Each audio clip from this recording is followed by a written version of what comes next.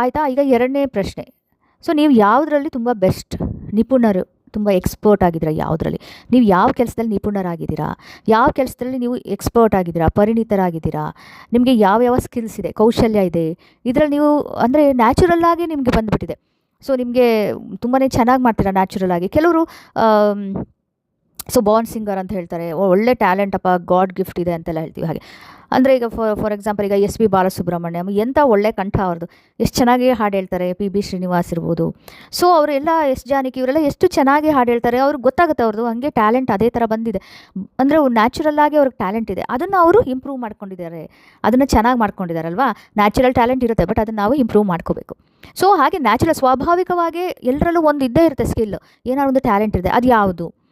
So ಅದನ್ನು ಇನ್ನೂ improve ಮಾಡಲಿಕ್ಕೆ, ಅದನ್ನು ಚೆನ್ನಾಗಿ ಮಾಡ್ಕೊಳ್ಳೋಕ್ಕೆ, ಅಥವಾ ಏನಾರು ಇಂಟ್ರೆಸ್ಟ್ ಇದ್ದರಿಂದ ಅದನ್ನು ಕಲ್ತ್ಕೊಳ್ಳೋದಕ್ಕೆ, ಅದನ್ನೇ ಮತ್ತೆ ಮುಂದುವರಿಸಲಿಕ್ಕೆ ನಿಮಗೆ ಆಸಕ್ತಿ ಇದೆಯಾ. ಸೊ ಇದು ಎರಡನೇ ಕ್ವಶನ್. ಹಾಗೆಯೇ ಇದು ಪ್ರತಿಯೊಬ್ಬರಿಗೂ ಬೇರೆ ಬೇರೆ ಆಗಿರ್ಬೋದು. ಸೇಮ್ ಎಲ್ಲರೂ ಸಿಂಗರ್ಸ್ ಥರ ಸಿಂಗಿಂಗ್ ಇರುವ ಎಲ್ಲರದೂ ಸಿಂಗಿಂಗು ನ್ಯಾಚುರಲ್ ಟ್ಯಾಲೆಂಟ್ ಅಥವಾ ಆ ಥರ ಬೆಸ್ಟ್ ಎಲ್ಲರೂ ಹಾಡು ಹೇಳ್ತಾರೆ ಆ ಥರ ಇಲ್ಲ, ಒಬ್ಬೊಬ್ರದ್ದು ಒಂದೊಂದು ಸ್ಕಿಲ್ ಇರುತ್ತೆ. ಅದರಿಂದ ನಿಮ್ಮಲ್ಲಿ ನಿಮಗೆ ನೈಸರ್ಗಿಕವಾಗಿ ನ್ಯಾಚುರಲ್ ಆಗಿ ಏನು ಕೌಶಲ್ಯ ಇದೆ, ಪರಿಪೂರ್ಣತೆ ಅಂದರೆ ಅದಕ್ಕೆ ಎಕ್ಸ್ಪರ್ಟ್ ಆಗ್ದಲೇ ಇರಬಹುದು. ನ್ಯಾಚುರಲಾಗಿ ಒಂದು ಸ್ಕಿಲ್ ಇದೆ, ಬಟ್ ಅದು ಇನ್ನೂ ಪರ್ಫೆಕ್ಷನ್ ಬಂದಿಲ್ಲ, ಅದಕ್ಕೆ ಹಾಗೂ ಇರ್ಬೋದು. ಸೊ ಅದನ್ನು ಮಾಡ್ಕೊಂಡು ಪರ್ಫೆಕ್ಟ್ ಆಗ್ತೀರಾ, ನಿಧಾನಾಗಿ ಬರೋದು ಪರ್ಫೆಕ್ಷನ್ ಅಲ್ವಾ.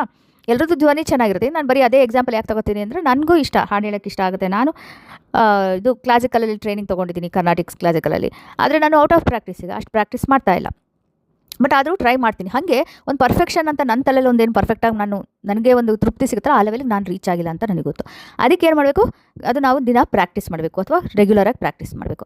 ಆ ಥರದ್ದು ಕೌಶಲ್ಯ, ಆ ಥರ ಸ್ಕಿಲ್ ಇದ್ರೂ ಪರವಾಗಿಲ್ಲ, ಅದನ್ನು ನೀವು ಎರಡನೇ ಕ್ವಶನ್ಗೆ ಆನ್ಸರ್ ಬರಿಬೋದು. ಸೊ